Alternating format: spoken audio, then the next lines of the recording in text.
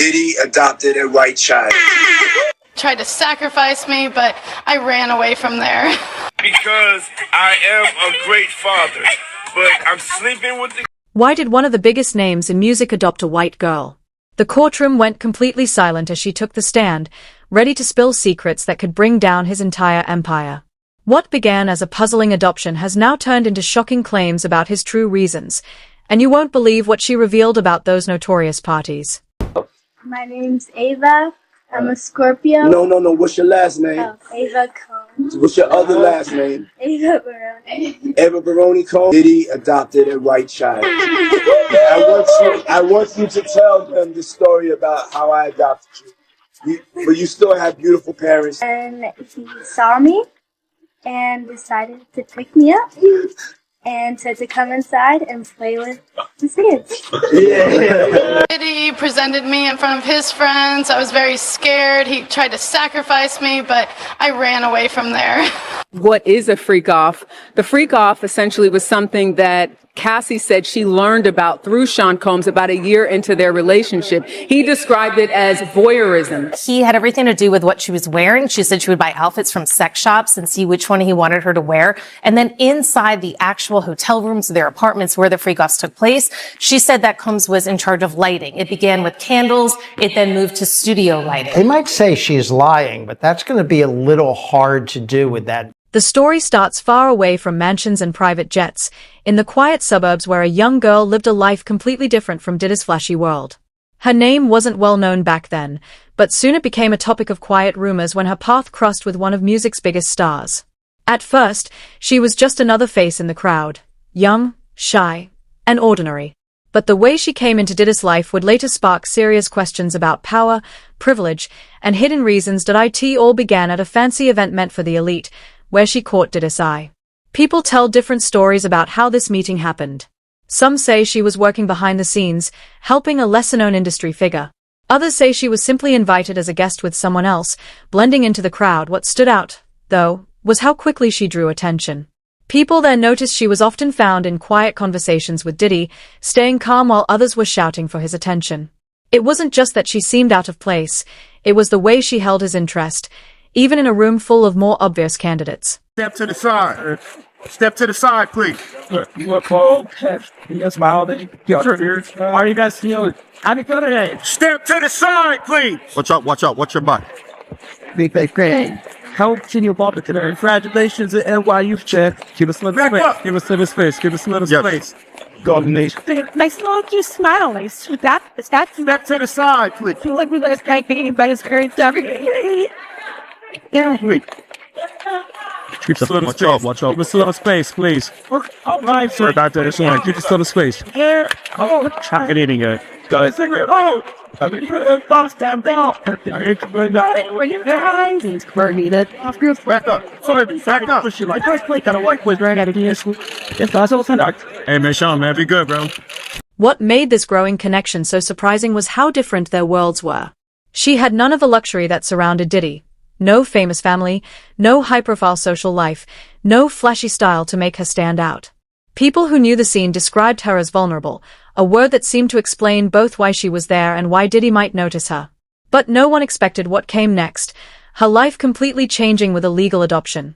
When Diddy announced the adoption, questions popped up right away.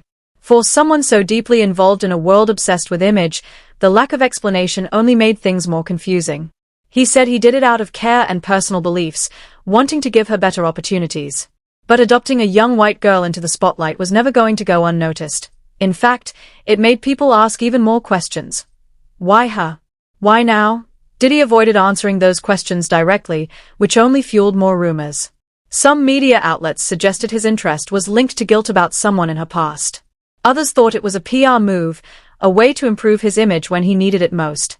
One story insiders often shared was that her innocence was meant to contrast Diddy's wild reputation.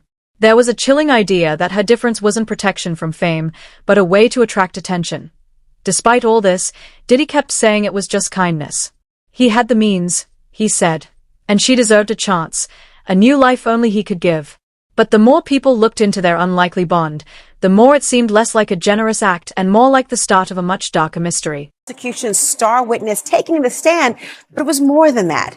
It was how Cassie took that stand. You could hear a pin drop when those doors opened, and a visibly pregnant Cassie Ventura walking past a man she had not seen in 6.5 years. A man she says violently abused her for a decade. A man the prosecution said trafficked her. Well, she sat across from him, placed her overcoat behind her, turning her body slightly toward the jury, rubbing her pregnant belly throughout her testimony. Diddy, well, he was more fidgety than he was the day before. He was passing notes. He pushed himself away from the defense table and largely sat like that. They never seemed to make eye contact with one another, not even after she was crying about having loved him once and planning and participating in these freak-off sex parties because she feared him and she wanted to make him happy, but feeling worthless, feeling disgusting because she didn't want to do it. Now, with each moment, the testimony became more and more graphic. Her delivery, though, it never changed. It was matter of fact, steady, calm. At times, she was even critical of herself, walking us all through how a 10-album record deal came over a 10-year period of abuse and sexual humiliation. Is he running an entertainment and fashion industry, or is he running essentially a criminal organization? By the way, we have a poll up right now. You can participate in it. Do you think Cassie Ventura was a victim or partner in this? Ready for this? 82%. Well, this doesn't make sense. 82% say yes. I don't know if that's yes to, I think we need clarification. 82% say victim or partner. We'll get a clarification on that. By the way, right now. But that's my answer to that question. Oh, okay. 82% say victim. 82% say victim. Maybe based on we're reporting on the testimony right now. Yeah. I mean, I think she is a victim if the allegations are true, but also she is involved in some of the criminal act. I mean, she's getting those prostitutes, right? She's making payments to them, allegedly. She's having them come. So she's involved in some of the alleged criminal activity. And that's an interesting point that wouldn't just apply to her. Other people in his orbit might be some combination of victim and co-conspirator. But you know what? That video changes everything, because the argument would be, what do you think happens if she says no? Yeah. What do you think happens if she says, I'm not in the mood for a freak off tonight. I'm not going to pay the dancer. That's what's going to happen. That video is arguably the most important piece of evidence because it sets the stage when we're talking about coercion or fraud or force. Question from Angelina. How old was Cassie when they first started dating? I think she was 19 years old. So you're talking about a 17-year age difference. That's important. I think that's an important factor if you're talking about power and control, right? Yeah, absolutely. The fact that he's older and obviously has much more power anyway. Sherry Williams asks, what kind of time is Diddy facing if he's found guilty? The announcement came out of nowhere. Sean Diddy Combs, a man famous for his big personality in music and business, revealed he had adopted a teenage girl who seemed completely different from the life he led. In interviews, Diddy spoke about the decision with purpose, saying she'd faced a tough upbringing and that he wanted to give her a better future. But despite his kind words, the sudden news left many wondering. How did this girl, from such a different world, suddenly become his daughter? At first, the adoption looked random. She wasn't publicly connected to Diddy or his circle. No one knew of any history between them before this new relationship. Diddy's public explanation was vague. He asked the media to respect her privacy and spoke only generally about opening doors for her. But that lack of detail only made people more curious. Why take in a girl who seemed like a stranger from the neighborhood, not someone from the hip-hop world? Public reaction was mixed. Some praised Diddy for showing a softer side and doing something selfless. Others were skeptical, calling it a show or part of a hidden plan. Media reports soon questioned how the adoption happened so quickly, with rumors about favors pulled to speed it along. Legal experts said big-name adoptions often come with extra scrutiny, especially if they seem rushed. Behind the scenes, whispers grew louder. Industry insiders hinted that this girl didn't fit the usual stories around Diddy, full of glamour, wealth, and ambition. Unlike others who sought fame or fortune by being around him, she had no clear ties to that world. People started to wonder if her sudden appearance had a deeper, more complicated purpose than Diddy admitted. Despite the rumors, Diddy stuck to his story. He said it was about giving a child guidance, helping her escape a difficult past, and offering her a brighter future. But while his words sounded good, they didn't clear up the many questions. Reporters kept digging, finding no clear answers about why the adoption happened when it did, how it moved so fast, or what truly motivated it. Every vague comment he made seemed to hint at something hidden, something even Diddy might not fully want to reveal. What came next would show this wasn't just a simple act of kindness. It was the start of a mystery tied to his private life in ways no one saw coming. How Albie Shore, he came out saying that Kim Porter death needs to be looked into? I think that Al being his ex-wife, he have every right knowing about the stuff that came out about Diddy and what he was doing. You understand what he has done in the past, and people have overlooked it. By him coming out and saying that he hoped that he could get her case reopened, there was a guy called John the Paperwork Party. They would put in an open petition to get Kim's case reopened. You understand what I'm saying? So I'll be sure doing this is showing that, he still got love for Quincy's mother. He still want to find out the truth because allegedly Kim was fine the day before and the day of her death.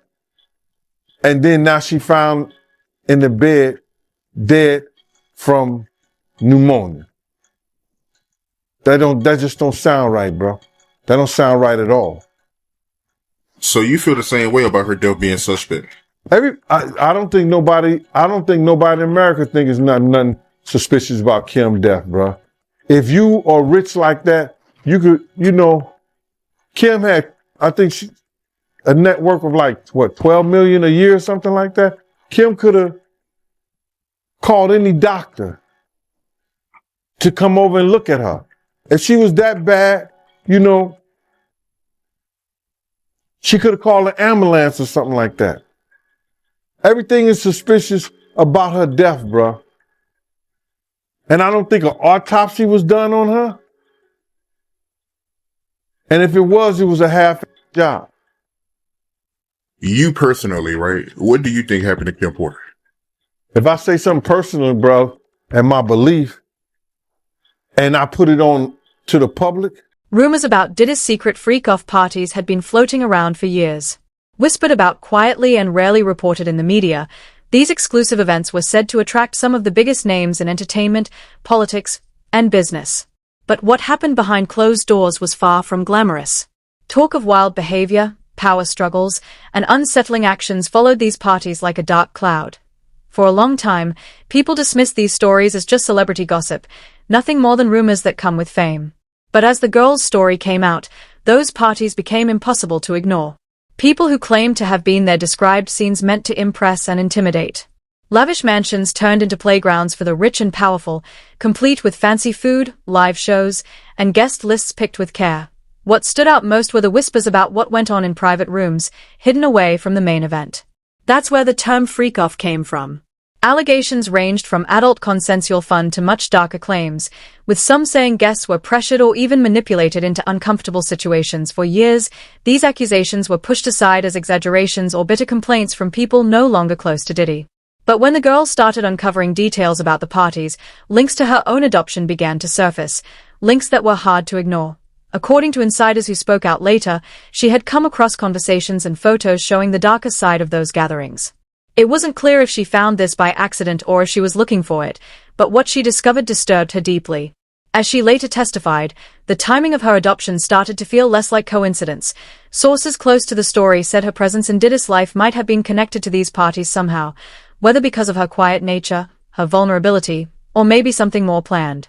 Certain text messages and personal stories mentioned in court documents raised questions about whether bringing her into his circle was a calculated move rather than a kind act.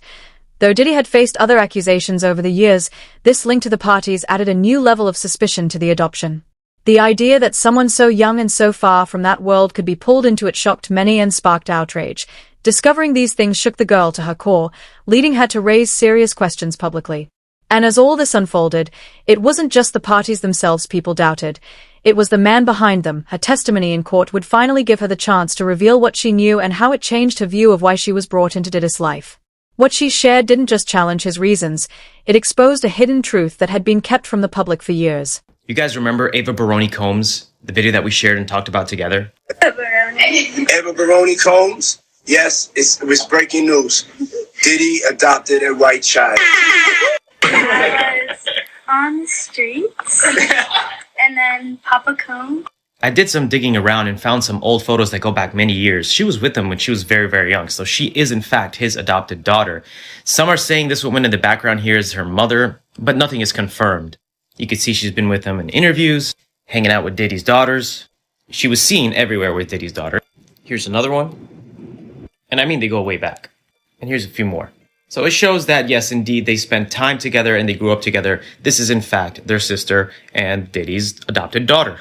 However, I found a video that is so suspect. I want you guys to check it out and tell me what you think. This is my life. I have a lot of cars now. This is because I am a great father, but I'm sleeping with the girl. Tell me, who do y'all have a crush on? Tell Daddy the truth. I don't know about you guys, but that video and the way Diddy's acting raises so many questions. So many are asking, where's Ava Baroni Combs?